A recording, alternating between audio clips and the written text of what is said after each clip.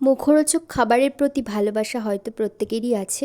তো আজ আমি নতুন একটা খাবার বানাতে চলেছি।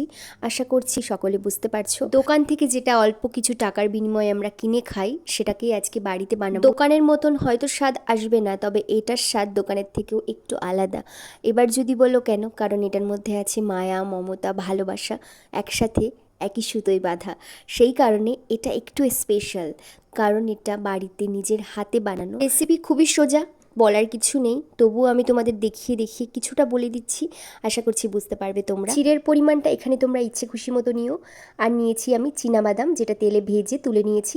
কারি পাতাটা অবশ্যই নিতে হবে, তাহলে এটা কিন্তু দোকানের মতো স্বাদ কিছুটা হলেও আনবে। সামান্য পরিমাণ ঝালের জন্য এখানে আমি দুটো শুকনো লঙ্কাকে ভেঙে লাল লাল করে ভেজে নিয়েছি।